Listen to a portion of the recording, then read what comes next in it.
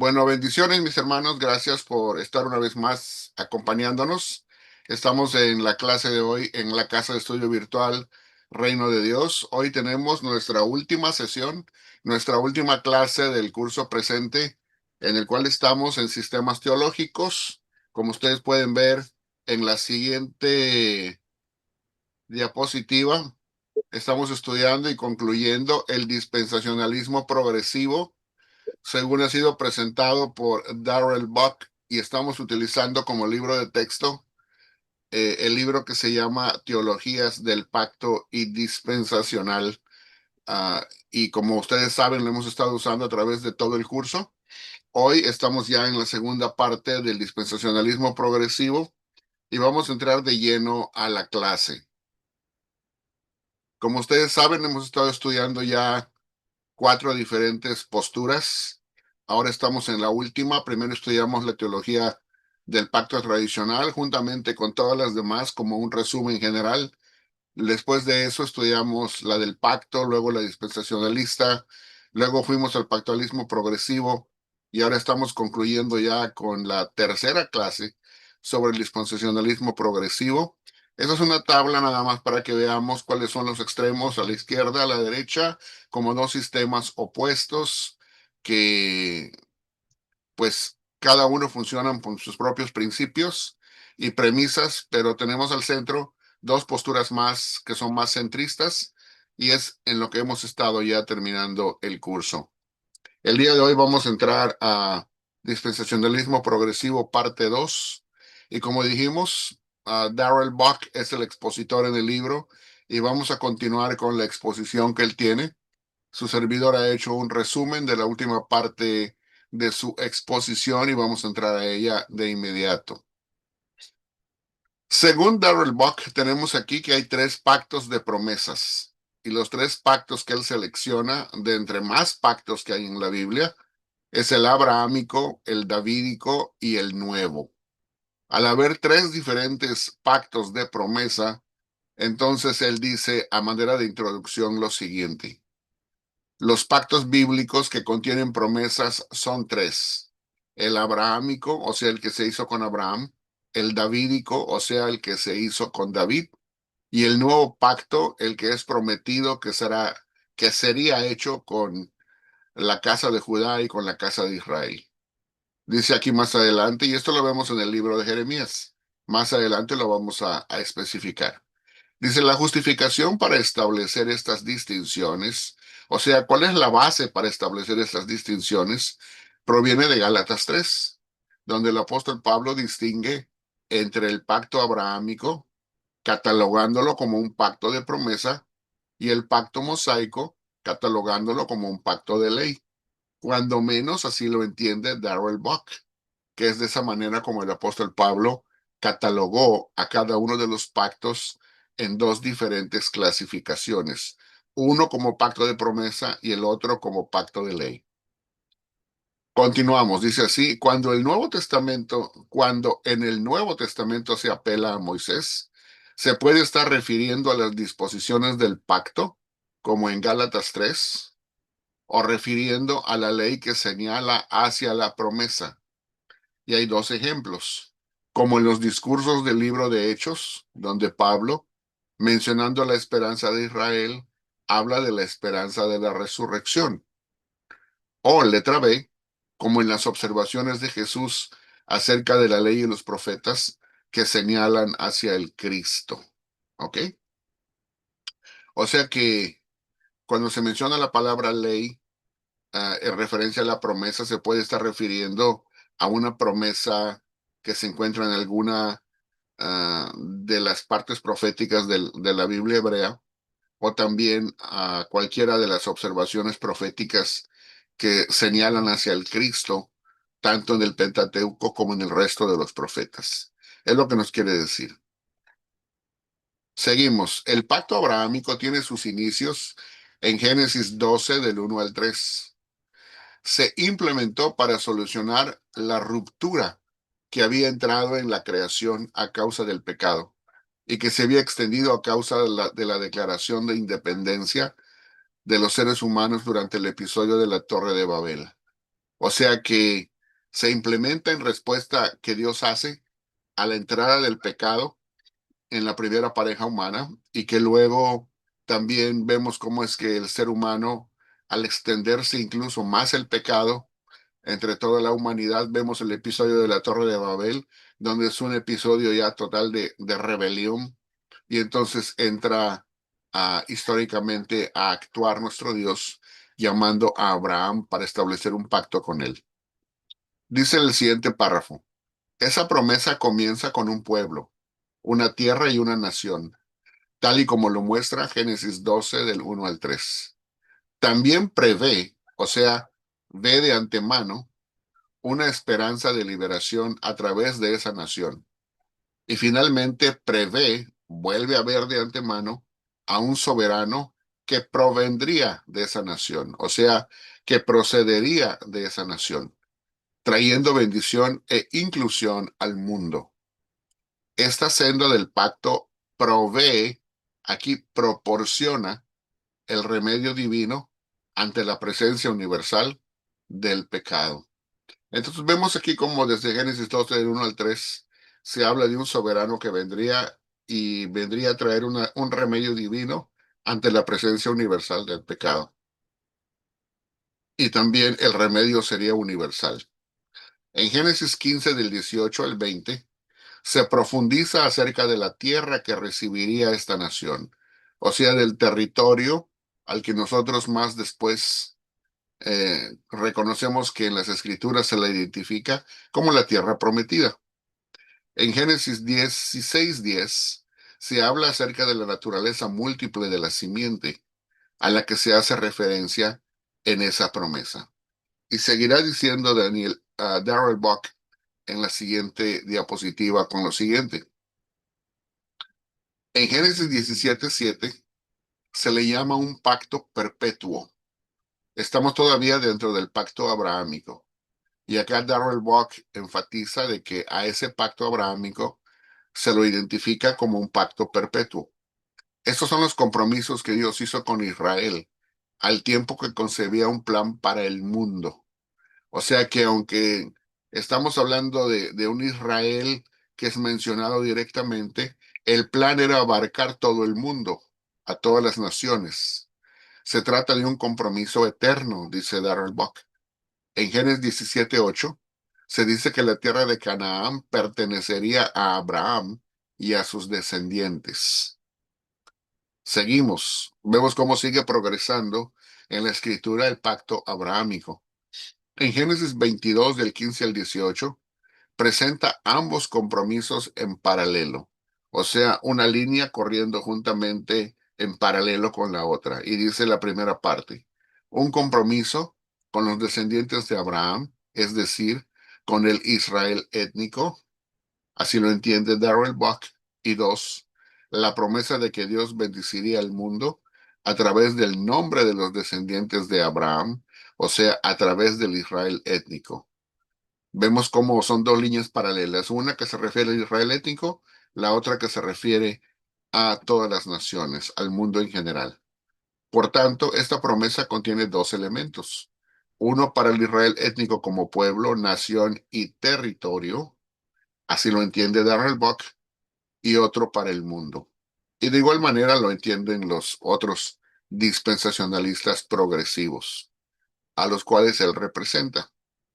Continúa aquí en el siguiente párrafo y dice sobre esta postura, el dispensacionalismo progresivo, esta promesa del pacto, formada por dos elementos, es lo que tanto el dispensacionalismo progresivo como el tradicional, o sea, el dispensacionalismo tradicional, el de Scofield, el de John Nelson Darby, el de los iniciadores, ¿verdad? En la propagación del dispensacionalismo, han intentado preservar dentro del debate escatológico. ¿Y cuáles son estos dos elementos? Ya los hemos visto, ¿verdad? Y dice, y para ellos es la fiel eternidad de las promesas de Dios para con su pueblo a favor del mundo. O sea que para ellos la identifican como una promesa eterna y ya que Dios es fiel, entonces esa promesa no puede caducar nunca, en ningún momento, Y entonces, de esa manera veremos cómo es que debe de interpretarse cuando llega el cumplimiento al tiempo del Nuevo Testamento. Lo veremos más adelante. Sigue diciendo, la diferencia dentro del dispensacionalismo es que mientras el dispensacionalismo tradicional, el de John Nelson Darby, el de Scofield, mantiene estos dos aspectos completamente independientes, el dispensacionalismo progresivo, como el de Darrell Buck, como el de Robert Saucy, como el de Craig Blazing, que son los principales proponentes el día de hoy, los fusiona. O sea que los tradicionalistas mantienen esos dos aspectos completamente separados. Pero acá el dispensacionalismo progresivo los fusiona, los une, los mezcla de forma tal que un solo pueblo de Dios surge surge de entre las diferentes estructuras de el Israel étnico, la iglesia y luego, o sea, después, el reino consumado. O sea que mientras en el tiempo anterior los tradicionalistas tenían en su plan o en su manera de entenderlo, dos planes de Dios y dos pueblos, aquí los progresistas solamente ven un pueblo de Dios, que es algo completamente diferente, y un solo plan. Entonces, hay, hay una, hay una evolución o una progresión en la forma de interpretar la Biblia y hacer teología, y en ese sentido, los progresistas se están acercando cada vez más hacia el centro y haciéndose más parecidos a los de la teología del pacto, pero sin llegar a ser pactualistas en cuanto a teología. Luego dice aquí el siguiente párrafo. En la consumación, la nación política, cuando decimos en la consumación, estamos hablando en el futuro, en el tiempo cuando Cristo venga a consumar todas las cosas, y especialmente desde el punto de vista progresista, en el dispensacionalismo, la consumación significa cuando llegue la eternidad. Dice, la nación política y territorial de Israel y su pueblo retornan a la tierra en conjunto con las naciones y en paz con ellas. Esta obra, dice restauradora, impulsa la evidente reconciliación que constituye el epicentro o el eje central del plan de Dios. Y un aspecto clave de Romanos 11. Esta obra se basa en la fidelidad de Dios, quien cumple los compromisos eternos que ha hecho. Dice, he mencionado Romanos 11 porque el llamamiento de Dios en este pacto es irrevocable. Este pacto abrahámico fue concebido para el Israel étnico como nación política y territorial. Su total cumplimiento, por tanto, será también para esa misma nación de Israel. De manera que esta parte futura es la que se enfatiza en el dispensacionalismo progresivo, como que todavía no se ha llevado a total cumplimiento en el pacto abrahámico. Seguimos, ahora vamos al pacto davídico, porque dijimos que son tres pactos de promesa. Y dijimos que es el abrahámico, el davídico y el nuevo. Vamos a ver ahora el davídico. El pacto davídico aparece en segundo libro de Samuel, capítulo 7 del 8 al 17. Se trata de una promesa acerca de una dinastía redentora. Ahí le falló a la computadora, dice redendora, pero es con T. Redentora de la casa de David. En el verso 10, la promesa es una vida pacífica como pueblo y se hace eco de la promesa de nación, tierra y paz hecha a Abraham. Continúa diciendo, en el Nuevo Testamento abundan alusiones a esa promesa davídica, como por ejemplo en Hechos 2:30 se hace alusión al Salmo 132:11 describiendo la ascensión de Jesús a la diestra de Dios Padre, o sea, la ascensión de Jesús al cielo para sentarse a la diestra de Dios Padre, como un primer paso dentro del cumplimiento de esta promesa. O sea que eso se ve como dice aquí, como un primer paso de cumplimiento, no como un total cumplimiento de esa promesa. Luego dice, la alusión al Salmo 110, verso 1, se arraiga en esta misma base. Hebreos 1, 5 y 13 asocian la promesa del segundo libro de Samuel 7 con el Salmo 110, verso 1, para demostrar el cumplimiento de esta promesa en Jesús. No se describe a Jesús en un papel pasivo, esperando al lado de Dios Padre, sino activo, ejecutando los beneficios de la salvación al ser el mediador del perdón y el distribuidor del Espíritu Santo, como lo vemos que se realizó en Hechos 2, 30 al 36. Entonces, en esta parte vemos cómo es que Darrell Buck explica el pacto davídico que procede de segundo libro de Samuel 7 del 8 al 17. Vamos ahora al nuevo pacto. Dice así, la combinación del perdón y el envío del Espíritu Santo es una clara alusión a los beneficios del nuevo pacto que se hallan en Jeremías 31 del 31 al 38. Jeremías, o sea, el libro del profeta Jeremías, hace referencia a la ley escrita en el corazón, al igual que Ezequiel de forma equivalente, habla de esparcir agua limpia y de poner un espíritu nuevo dentro del pueblo, como dice Ezequiel 36, 22 al 38. O sea que lo que Jeremías dice en cierta manera es equivalente a una forma diferente de describir lo que tiene Ezequiel, pero se refiere al mismo pacto y al mismo evento.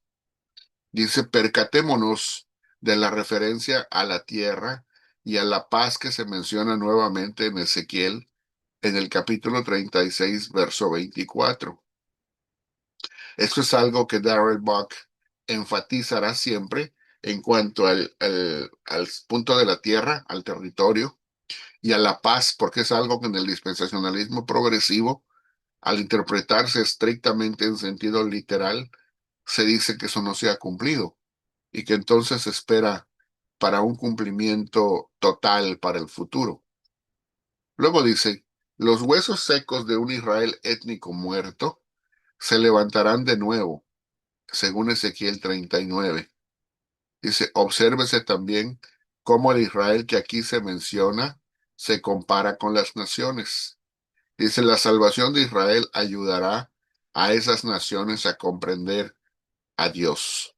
Y por lo general, la forma en que se interpreta eh, el que el Israel étnico muerto, dice, se levantarán de nuevo, no se refiere a una resurrección física, sino se refiere, según los dispensacionalistas progresivos, a una restauración del Estado de Israel, y la mayoría lo interpreta como el regreso de los judíos a la tierra de Israel, que ocurrió con el establecimiento del Estado de Israel en el año de 1948.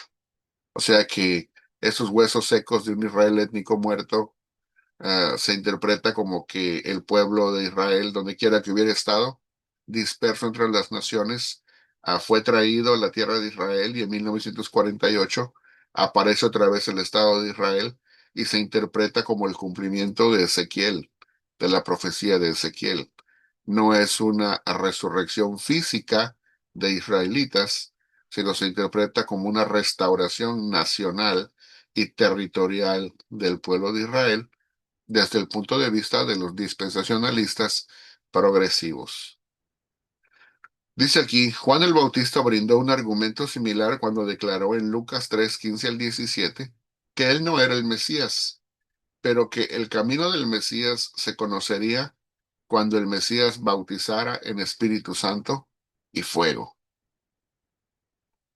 Sigue diciendo, y todavía hablando del nuevo pacto, esa era la forma que Juan el Bautista tenía para decir que todos conocerían que la nueva era o la nueva edad o la nueva época había llegado. ¿Cómo o cuándo? Cuando el Espíritu de Dios se manifestase a través del Mesías. Jesús dijo lo mismo en el aposento alto, cuando habló de su necesidad de abandonar este mundo para poder enviar al Consolador. O sea que la evidencia del derramamiento del Espíritu Santo sería una evidencia física en la manifestación que habría de que la nueva era o la nueva edad o la nueva época del Mesías ya había empezado. No que empezaría en el futuro, sino que ya había empezado. Y esto se cumple en Hechos 2, como vamos a ver aquí. Pedro declara lo mismo cuando habla en Hechos 2, 30 al 36, sobre la forma en que Dios Padre reivindica a Jesús a través de la llegada del Espíritu Santo a los creyentes. Todos estos textos apuntan hacia la llegada de un nuevo pacto, como también lo hace la sección ampliada de Hebreos capítulos 8 al 10. Pablo habla de lo mismo en todo el relato de Romanos capítulo 1 al 8. Si ustedes recuerdan, podemos ver cómo es que desde la introducción hasta el final del capítulo 8, podemos ver cómo es que el Espíritu Santo que ha venido con esta nueva época tiene especialmente en los capítulos 6, 7 y 8, tiene una especial actividad en la vida de las personas que forman parte de la iglesia, del pueblo de Dios, y cómo es que el Espíritu Santo está trabajando en la santificación activa de todos los creyentes. Luego sigue diciendo, los pactos tienen un objetivo eterno. Fueron implementados para solucionar el estatus trastornado de la creación. Recuerden que al principio Darrell Buck nos dijo que los pactos vienen y son instituidos por causa de la entrada del pecado al mundo con Adán y Eva, y luego en especial por la explosión de lo que es la pecaminosidad, especialmente en la rebelión humana en la Torre de Babel, porque justo después de eso viene el llamamiento de Abraham. Y dice, ocasionado por el pecado, como se ve del relato de Génesis 1 al 11. Las promesas se extienden hacia la eternidad. Además, son holísticas. Holística significa integrales, que no nada más abarcan un enfoque o un área, sino que abarcan muchas áreas. De hecho, todas las áreas. Es lo que quiere decirnos con esa palabra. Vamos a ver entonces el resumen de los pactos de la promesa, tanto del abrahámico como del davídico y del nuevo pacto, según Darrell Buck nos lo presenta en este libro.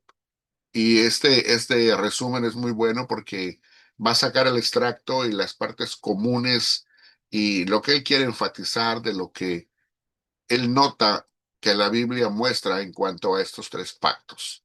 Y dice lo siguiente de Darrell Buck. En lo concerniente al eje central de los pactos de promesa, los dispensacionalistas progresivos argumentan a favor de cuatro ideas principales. Recuerden, son tres pactos, pero hay cuatro ideas principales. Primera idea principal, número 1.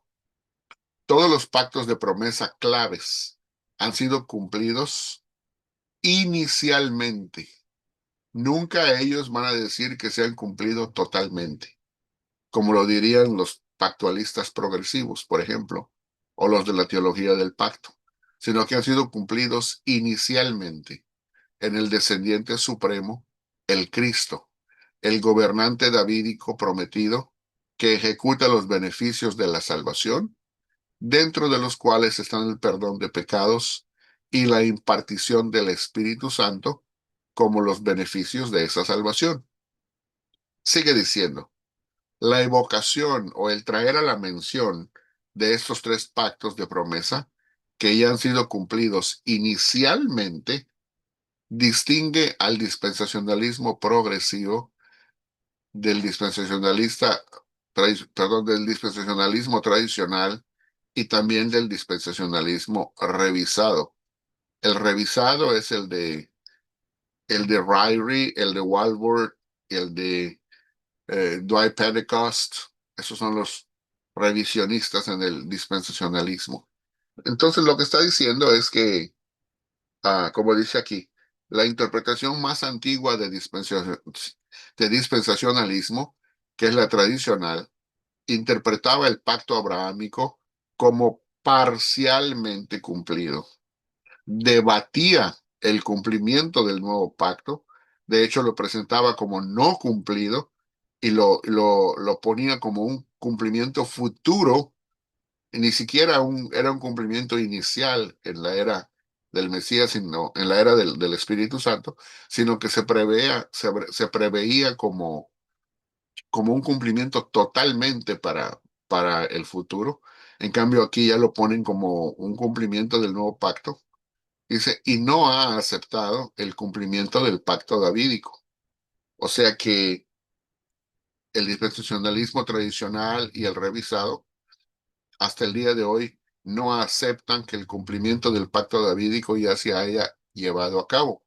Y dice Darrell Buck, porque ellos dicen que Jesús no está físicamente en la tierra, reinando en el territorio de Israel, como Mesías davídico, ¿verdad? Entonces vemos aquí que hay diferencias entre lo que es el tradicionalismo, el dispensacionalismo revisado y también lo que es el dispensacionalismo progresivo. Vemos cómo es que a lo largo de los años el dispensacionalismo progresivo ha ido evolucionando y se ha ido más hacia el centro, más hacia el otro tipo de teología, pero sin convertirse en teología del pacto. Entonces seguimos aquí. Número dos, la segunda idea principal es la siguiente. Nada de lo que se dice de la inclusión de los gentiles en la promesa y que todos los dispensacionalistas progresivos afirman, o sea, la inclusión de los gentiles, nada de eso, dice, anula o altera los compromisos que Dios ha hecho con el Israel étnico como pueblo o nación en una tierra en paz. Es ahí donde el dispensacionalismo en todas sus formas, ya sea el tradicional, ya sea el revisado o ya sea el progresivo, difiere de la teología del pacto. O sea que la teología del pacto no interpreta obviamente como el progresivismo, porque la inclusión de los gentiles se interpreta de una manera diferente.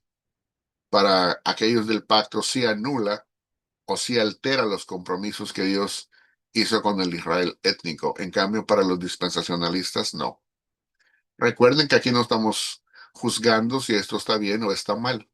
Nuestro trabajo en la clase no es examinar lo correcto o lo incorrecto de esta interpretación, sino nada más describirla, entenderla bien y analizarla para que luego nosotros personalmente hagamos nuestra propia investigación, profundizar más y tomar nuestra propia decisión personal. Aquí no estamos para juzgar ninguna postura, nada más las analizamos y tratamos de entenderlas y de presentarlas de una manera imparcial lo mejor posible. Dice después, la inclusión de los gentiles en el favor de Dios no es algo nuevo. Fue establecida en Génesis 12. Fíjese desde dónde está prevista o profetizada de antemano la inclusión de los gentiles desde Génesis 12, detallada por los profetas, sobre todo en las profecías del reino. Y luego dice, el Nuevo Testamento muestra la manera en la que el Israel étnico como nación aún juega un papel importante en esa historia. Vamos ahora a la número 3, la tercera idea principal que analiza los tres pactos de promesa. Nada de lo dicho aquí obstaculiza la unidad de lo que surge en relación con el pueblo de Dios. De hecho, la paz que se alcanza entre los pueblos y naciones es la que posibilita esto y aporta unidad dentro de la diversidad de los grupos ahora reconciliados. Y acaba de enfatizar algo de Darrell Buck que es importante notar. No se trata de un Israel étnico por encima de las naciones, sino de un Israel étnico con las naciones, sea a la par con ellas en el mismo nivel de importancia y en el mismo nivel de dignidad. No es que en el futuro el judío será superior a las naciones, sino que será un pueblo al que le cumplirán una promesa, pero sin ser más ni menos que otros. La unidad y la diversidad juntas, las promesas de las escrituras y los pactos se fusionan en todos sus elementos registrados y con todas sus dimensiones reveladas y prometidas.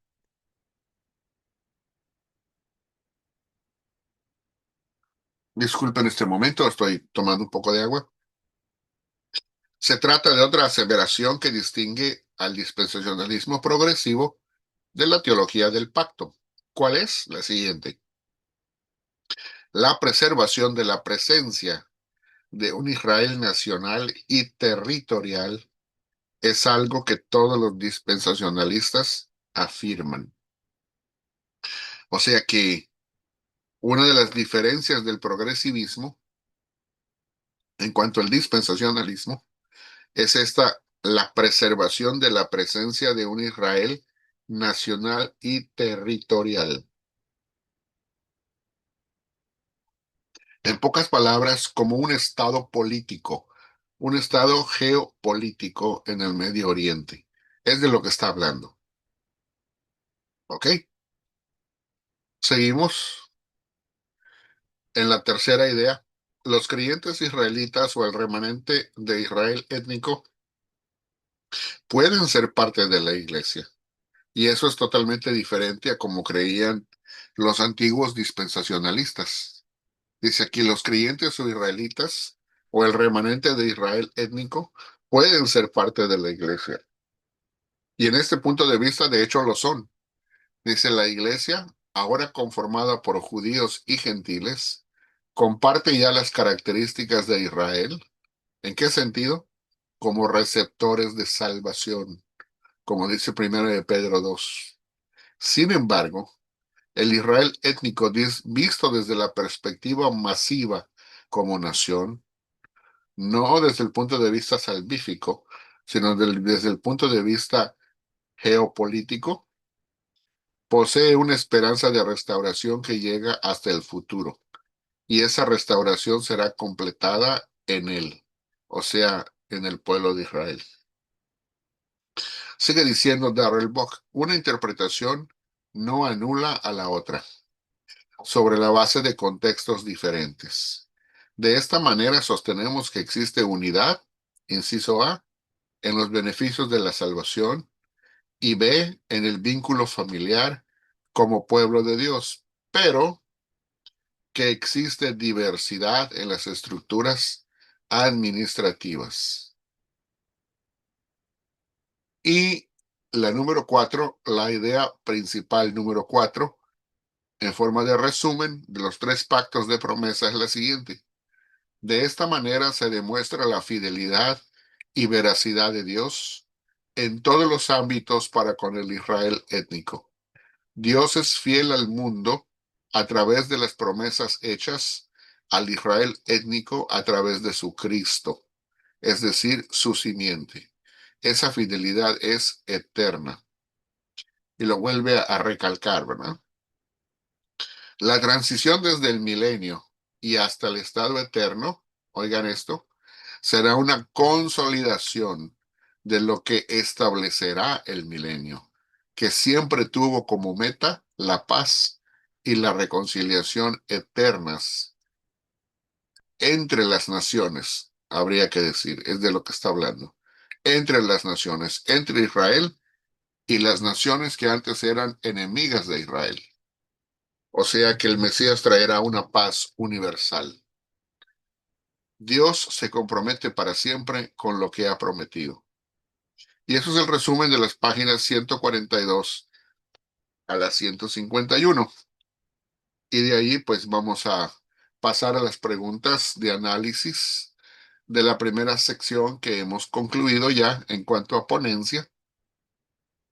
Y las preguntas son las siguientes. Ya lo hemos repetido, pero es importante que desde el desde el dispensacionalismo progresivo, que nosotros aprendamos bien la respuesta a esta pregunta. ¿Cuáles dirían ustedes que son los pactos de la promesa según el dispensacionalismo progresivo y por qué? Y después que identifiquemos eso, podemos platicar también un poco sobre cuál sería el argumento teológico más fuerte para ello, o sea, para la idea anterior, la de arriba. Primero, ¿cuáles serían los pactos? ¿Cuáles dirían ustedes que son los pactos de la promesa según el dispensacionalismo progresivo y por qué? ¿Y cuál sería el argumento teológico más fuerte para ello? Ahora sí vamos a dejar de compartir pantalla y vamos a regresar para poder platicar con todos aquellos que quieran tener alguna pues pregunta o algún comentario. Recuerden ustedes que las preguntas deben enfocarse en el tema, por favor, no preguntas de cualquier otro tema, nada más del tema que nos ocupa. Y la otra, que sean preguntas sinceras, honestas, que no generen debate, sino que busquen investigar, que busquen conocer de una manera sincera. Y serán todas bienvenidas. Adelante o algún comentario. Y siempre que los comentarios buscamos que sean bien intencionados, que sean edificativos, porque estamos aquí para edificarnos en la fe.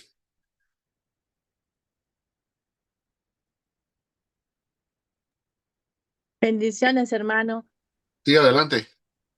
Bueno, según lo que entendí, bueno, los pactos de la promesa, pues son como muy obvios, ¿verdad? Que sería el abrahámico, el davídico y el nuevo pacto. Eh, ¿Cuál era la otra pregunta que estaba ahí mismo? Y después, ¿y por qué? Porque es que esos tres son identificados como pactos de la promesa. Por ejemplo, voy a Ajá, ponerle esto para que nosotros podamos ver la implicación.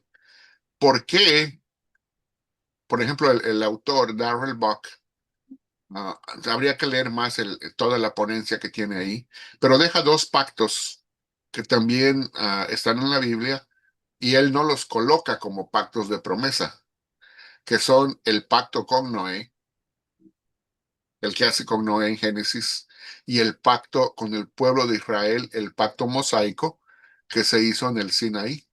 Ese tampoco el dispensacionalismo progresivo lo coloca como un pacto de promesa. ¿Sí nos damos cuenta? O sea que si identificamos esos tres, pero hay dos más, con ello hacen cinco, y si le empezamos a buscar, pudiéramos sacar otros más. Los tres claves que él menciona, que los identifica como pactos de promesa, son esos que bien usted acaba de mencionar. Ahora, quiero que ustedes entiendan bien este punto. Cuando nosotros decimos en la pregunta cuáles son los tres pactos de promesa, eso es según la postura del dispensacionalismo progresivo. ujú, No es según mi postura, ni tampoco estoy queriendo o queremos decir con eso que sea la postura de la Biblia. Porque si yo le pregunto a otra persona, a otro teólogo me puede decir, no, no son tres, son cuatro, cinco o seis. Dependiendo a quién le preguntemos y cuál sea su postura, es así como nos va a responder. Pero en este caso, según el dispensacionalismo progresivo y según Darrell Buck, son tres, ¿verdad? ujú, Entonces, él representa a los demás progresivistas. Entonces, respondió usted bien. La pregunta es, ¿por qué? ¿Por qué nada más esos tres? ¿Por qué no el de Moisés, el sinaítico?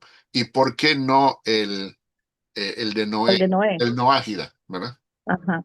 Bueno, yo pienso que no, bueno, a mi parecer, ¿verdad? El noágico, pues la promesa solamente fue que no iba a destruir más la tierra con agua, Ajá. ¿verdad? Y el de Moisés, pues fue más que todo porque era un pueblo de dura cerviz y necesitaban como tener algo físico para poder que se conservaran en los mandamientos, digámoslo así. Eh, yo no, bueno, para mí no hay promesas en el pacto sinaítico porque era más que todo, haz Ok. y obtienes, ¿verdad?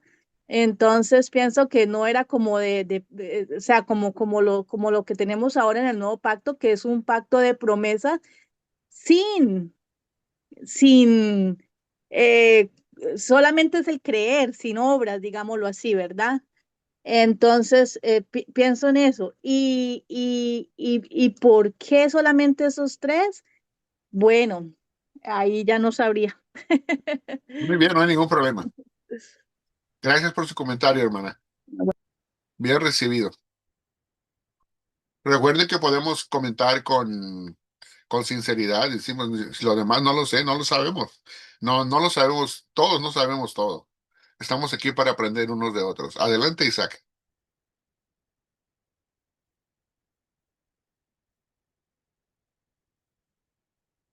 Buenas noches. Ahora sí, buenas noches. Buenas noches. Lo que yo identifiqué en esos pactos en común es que, por ejemplo, el de Abraham tiene que ver con la promesa con tanto como universal, tanto como para los descendientes de Abraham, en este caso el pueblo de Israel. Y el davídico también es como universal y también tiene que ver con el pueblo de Israel. Creo que por eso son esos tres pactos en lo que alcanzo a ver. Ok, muy bien. Gracias, Isaac. ¿Alguien más?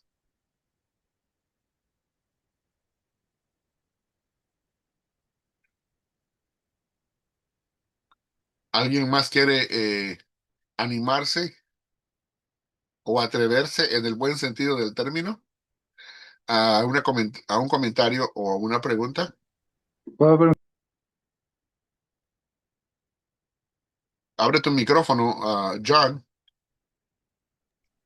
Sí, bueno, mi pregunta es por qué, bueno, este dispensacionalista solo resume los tres pactos en Abraham, en David y en el nuevo pacto y excluye el pacto noénico y el pacto que se hizo con Adán.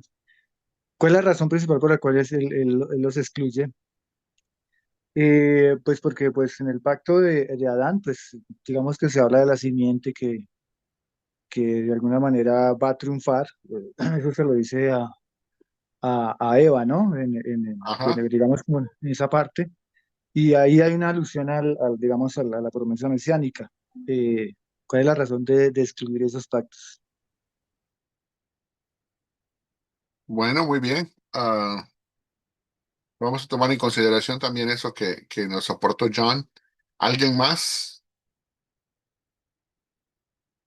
Al rato les voy a dar mi opinión, cuál pienso yo que es la razón por la que él dijo eso, pero vamos a ver. Angélica, adelante. Buenas noches. Bueno, yo llegué Buenas noches, tarde, Angélica. no estuve muy al principio de la ponencia, pero me voy a arriesgar.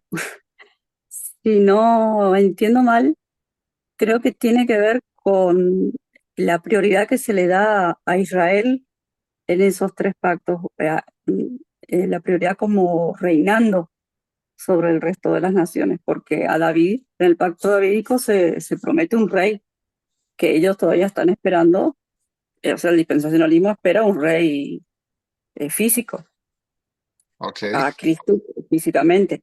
Entonces va a reinar en Israel a todas las naciones. A Abraham se le dice, hay una promesa a sus descendientes y bueno, y en el nuevo pacto es obvio que el reino ya está, ya llegó entonces como inicialmente. Entonces yo creo que lo que tienen en común esos tres pactos es que ellos ven a Israel como reinando o como una prioridad en el reino. ok. No sé si estoy... Sí, yo creo que es importantísimo eso que usted mencionó, hermana Angélica, pero sí creo que hay que hacerle un enfoque, ¿verdad? Ah, no es tanto el que Israel esté reinando, sino el enfoque es ahí donde está la necesidad de leer bien y enfocarnos bien. Y no lo digo en forma de crítica, sino al contrario. pero el punto al que me quiero referir es, los tres están nítidamente identificados, y los otros dos, el noético o el noágida y el mosaico, no están incluidos, porque según Darrell Buck, estos tres pactos se refieren directamente al Mesías como simiente de lo que es Abraham, ¿verdad? Entonces, por eso el abrahámico es donde se hace la promesa. En el davídico es donde se escoge la línea del rey David para que a través del rey David se lleve a cabo la promesa del Mesías. Y el nuevo es básicamente el anuncio ya del cumplimiento, ¿verdad? ¿Quién es el que iba a llevar a cabo aquello? Entonces, el hilo conductor que identifica a todos estos tres pactos unidos en un solo propósito es el propósito mesiánico, de identificar y de ejecutar en la historia al Mesías como simiente que lleva a cabo el cumplimiento, no nada más de esos tres pactos, de todos los pactos que hay en la Biblia. Ok, hermana Angélica. Pues sí, Ok, gracias. Ahora, si lo desarrolláramos más, y es ahí donde veremos la diferencia de teología o interpretación teológica, lo que usted dijo está correcto. ¿Por qué? Porque más adelante, en el Nuevo Testamento, Israel y el Mesías es identificado como uno mismo. O sea que el pueblo de Israel, nosotros por lo general, no pensamos de él como un individuo, sino como un colectivo de personas, ¿verdad? Pero en la Biblia, Israel también tiene otra acepción de significado, y es que Israel también es el Mesías. Él es el representante israelita por excelencia de su pueblo y del pueblo de Dios en la fe. Si recuerdan ustedes, ¿cuál es la prueba? Dice, pues, ¿cuál es la prueba de eso? ¿Cómo es que al Mesías se le llama Israel? ¿Verdad? Bueno, sí, ¿se acuerdan ustedes cuando en el libro de Mateo dice, cuando Jesucristo es traído desde Egipto, y dice, ¿y de Egipto llamé a quién? mi hijo, A mi hijo.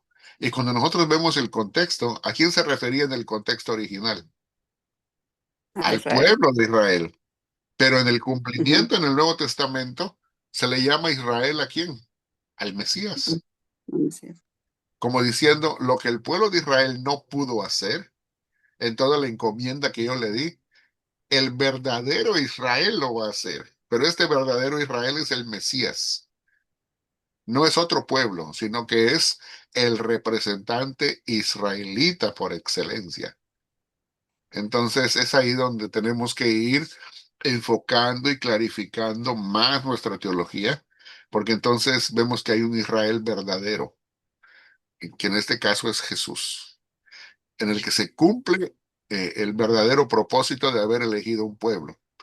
Y entonces se sigue elaborando la teología, y cuando nosotros llegamos a Pablo, dice Pablo, todo el que está en Cristo es parte de Cristo. Y al ser parte de Cristo, y si Cristo es Israel, entonces nosotros venimos a ser parte de Israel. Venimos a ser el cuerpo del verdadero israelita. Entonces somos Israel en Cristo, pero no un Israel físico, sino un Israel en el espíritu, en la promesa, en la fe. ¿Sí me voy a entender? Sí, Entonces son otros aspectos, ¿verdad? Aunque no estamos hablando tanto de eso, ni la pregunta está hablando de eso, pero hay que irlo aclarando para que veamos cómo es la conexión, ¿verdad? Adelante, Samuel. Gracias, hermana Angélica. no, Hola, muy buenas, saludos. Saludos. La pregunta es, lo que pasa es que no pude conectarme, o sea, estaba conectado, pero tenía problemas y no avancé a escuchar el principio, pero la pregunta es, ¿por qué se llama este tipo de, dispensacionalismo? ¿Por qué se llama progresista? Y sabiendo que es progresista, por preguntándonos. ¿Cuál es su diferencia con el revisado y el clásico?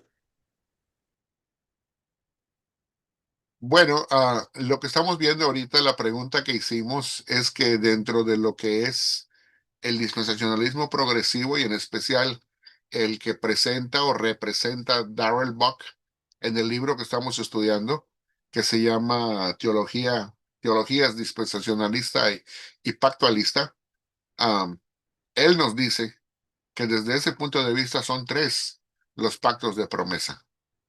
Y él los identifica y los explica. Es lo que estábamos viendo hace un rato. Entonces la pregunta que yo hice es, bueno, vamos a identificarlos tal y como él los identifica para no decir nosotros. O sea, yo les hubiera podido preguntar a ustedes, según ustedes, ¿cuáles son los tres pactos de promesa? Pero quizás alguno me hubiera dicho, no, pues no solamente son tres, hay otro que yo incluiría. O no, no son tres, yo saco uno de ahí y sustituiría esa con otro.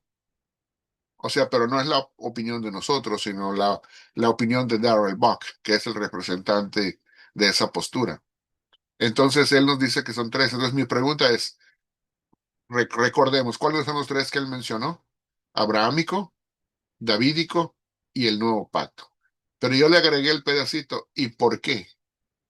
¿Por qué será que él escogió esos tres? Entonces, lo hice para que nosotros analicemos, que empecemos a pensar. Porque no nada más es repetir lo que los teólogos dicen, sino tratar de entender por qué, entender su razonamiento. Y si nos abocamos y aprendemos a pensar y a ser analíticos en ello, entonces cualquier cosa que nosotros oigamos teológicamente, empezaremos a razonar las cosas y acostumbrarnos a razonarlas. ¿Sí me di a entender ahí? Ok. Gracias, Samuel. ¿Alguien más? Ya nos han dicho cuáles son los tres. Ahora, la pregunta es ¿por qué? ¿Por qué esos tres? Ya hicimos otro comentario del por qué. Ya les di mi opinión. ¿Alguna otra opinión que sea diferente o que complemente eso? O aún si la contradice, no hay ningún problema. Si lo hacen de una manera ah, correcta, cualquiera puede dar su opinión y decir, yo no pienso así, yo puedo decir mi opinión, aunque sea diferente u opuesta a la de cualquier otro proponente que esté aquí. Siempre y cuando lo hagamos con respeto, no hay ningún problema. Benjamín, Sí, cómo no. yo creo que, yo creo que digamos, esas tres cuestiones de la promesa a Abraham, a David y ya el cumplimiento del nuevo pacto, yo creo que era por el asunto que ya se hablaba más directamente de un redentor, de un Mesías y de un rey. Ya en el contexto de David se habla ya de la ascendencia de David como, digamos, un rey perfecto que iba a gobernar no solamente Israel, sino que iba a impactar a las naciones. Y también a Abraham se le promete ya específicamente una simiente o unas simientes, aunque en el libro de Gálatas dice que es una simiente, no hablando de uno, no hablando de muchos, sino de una sola simiente, pero es directamente diciéndole a los implicados de esta promesa que iba a venir una persona específica. Ya de alguna manera ya el pacto noénico y el pacto de Adán, pues se hablaba como ciertas tipologías, ¿no? Ciertas simbologías, pero aquí ya se habla más directamente de una persona con unas funciones específicas y digamos con una misión específica, digo yo, ¿no? Sí. Ahora, es importante el comentario que hiciste y eso me trae a colación algo muy importante, porque una de las cosas que hemos estudiado en el pasado también es que cómo debemos interpretar la escritura en cuanto a qué testamento, digamos, ilumina con su luz a cuál otro testamento para realmente hacer un orden de interpretación. Personalmente pienso que el Nuevo Testamento debe y es el que de hecho ilumina al Antiguo, porque nos da una luz mayor.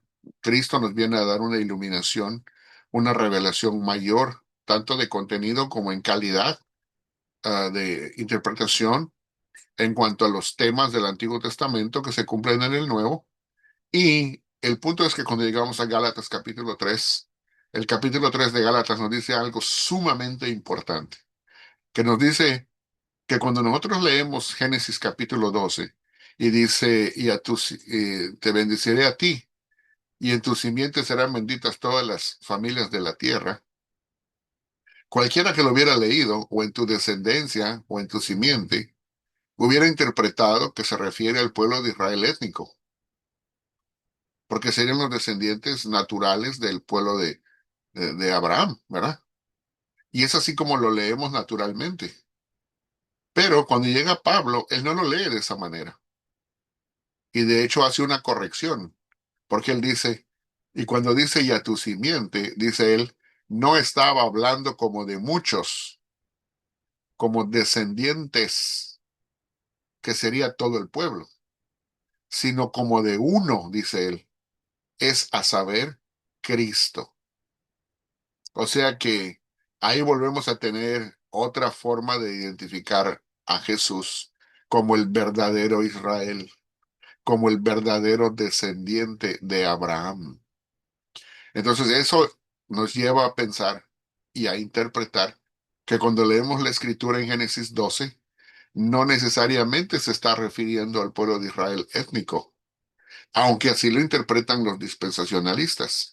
Con todo respeto lo menciono, pero Pablo difiere de esa interpretación, porque él dice que no se refiere a descendientes en plural, como diciendo, no se refiere a un pueblo como un colectivo, sino se refiere a un individuo.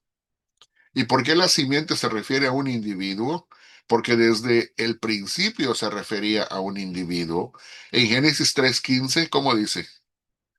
Pondré enemistad entre tu simiente, y ahí empieza a decir cuáles son las simientes donde está la enemistad, ¿verdad? Pero luego, si ustedes leen el pasaje es muy claro. Déjenme leer aquí el pasaje. Lo voy a poner, lo voy a leer aquí en mi versión. Voy a leer de la Nueva Biblia de las Américas que tengo acá a la mano. Ustedes pueden leer cualquier versión que gusten leer, pero voy a leerles esta porque esta trae una traducción que es muy clave a la hora de interpretar este pasaje. Dice el versículo 15 del capítulo 3. Pondré enemistad entre tú y la mujer, y entre tu simiente y su simiente.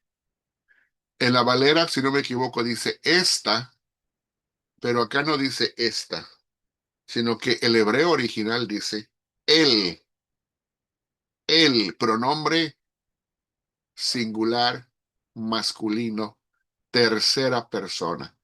Él, la simiente, él. ¿Sí se fijaron? Es referencia al Mesías. Él, dice, él te herirá en la cabeza y tú lo herirás en el talón. Claro, cuando leemos esta, pues no especifica quién es esta, ¿verdad? De hecho, pudiera interpretarse como una mujer o pudiera interpretarse en un sentido general como un colectivo, pero cuando nosotros leemos ya directamente una traducción más correcta, dice él, en el sentido masculino, pronombre masculino, tercera persona del singular, entonces ya nos damos cuenta que la simiente de la mujer es el Mesías. Y cuando dice, y yo te bendeciré y en tu simiente serán benditas todas las naciones de la tierra, nos da a entender que esa simiente no es diferente a la simiente de la mujer, es la misma. Nada más que nos está diciendo de que la simiente de la mujer que fue profetizada en 3:15 de Génesis es la misma simiente que también procedería de los lomos de Abraham, porque Abraham es descendiente de la mujer. ¿Sí me deja entender? Es la misma, la está identificando en línea. Entonces, por eso está diciendo el apóstol Pablo, no se refiere al pueblo de Israel en general, sino se refiere a un israelita en particular, un individuo, que luego es identificado más adelante como el siervo sufriente de Isaías 53, ¿verdad? Ya al paso de muchos años, ya cuando se le ha identificado como descendiente de David, ¿verdad? Sí, adelante, hermana Paulina. Sí, hermano, entonces una consulta. Entonces, este dispensacionalismo progresivo es prácticamente el que funciona 90% en todo lo que es lo evangélico. Funciona, diría yo, hizo una buena aclaración usted, una buena acotación. De los puntos o de las versiones dispensacionalistas que hay, aquí nada más voy a dar mi opinión muy respetuosamente. Puede ser que otro tenga otra opinión y la respeto, pero de las tres que hay, del dispensacionalismo tradicionalista, que es el que se enseñó en Latinoamérica, con la Biblia de Scofield, con el libro de Schaeffer, el de Schaffer, la teología sistemática de Schaffer, y otros libros más, ¿verdad? Ese dispensacionalismo está muy diferente, está muy extremista y está muy separado en cuanto a sus planes y en cuanto a sus pueblos, y en fin, ¿no? Luego viene otro que es el revisado, que es el que se enseña como en la Biblia de estudio de Ryrie, que trae notas. También, por ejemplo, hay libros de Dwight Pentecost, que es otra persona que enseña eso, como el libro ese, Los eventos del porvenir. Es otro libro que es de ese tipo de inclinación. Todavía se han movido un poco más para el centro, pero todavía son muy marcados en su dispensacionalismo. Pasan los años y llega ese dispensacionalismo progresivo, que es más centrista. Siento yo que es más balanceado, ah, y está más hacia el centro. Y creo que de los tres es el mejor. Entre los tres. No con eso quiere decir que yo sea dispensacionalista progresivo, porque verdaderamente yo no estoy de acuerdo con las interpretaciones que hacen sobre el tema de Israel. Pero eso es secundario, ¿no? Eso no nos hace ni más creyentes, ni menos creyentes, ni mejores creyentes, porque el que nos salva es nuestro Señor Jesús, ¿verdad? Y el que nos santifica es el Espíritu Santo, no Israel, ¿verdad? Entonces, nuestra opinión puede cambiar y puede mejorar o puede no mejorar, pero lo que nos hace hermanos en la fe no es Israel, sino Jesucristo.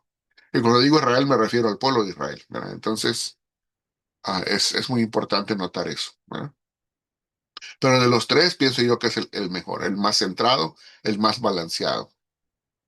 Tristemente todavía no hay ningún material en español que enseñe el dispensacionalismo progresivo. O sea, Latinoamérica e Hispanoamérica, tristemente estamos tan atrasados como pueblo en cuanto al estudio bíblico, que aún en las teologías no hay ninguna teología, no hay ningún libro, ni siquiera los libros de dispensacionalismo progresivo, que ya tienen más de 20 años salidos en inglés, no se han traducido al español. Entonces yo lo conozco y los he leído porque los he leído en inglés. Pero apenas este libro que estamos estudiando presenta la postura del dispensacionalismo progresivo como una sección nada más.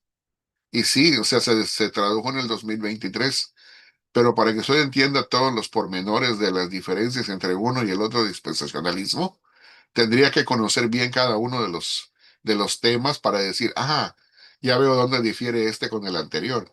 Pero acá estamos haciendo un resumen muy general, ¿verdad?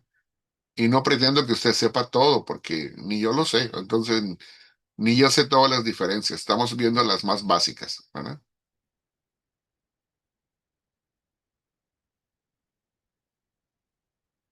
¿Alguien más? Si no, vamos a pasar entonces ningún comentario o pregunta más. Y si todavía no hay ningún problema, pero podemos pasar a la segunda parte de la clase. Podemos verlo y si sale alguna otra pregunta, ya sea de la segunda parte o de la primera que ya terminamos, entonces se puede hacer y podemos platicarla y comentarla, ¿ok?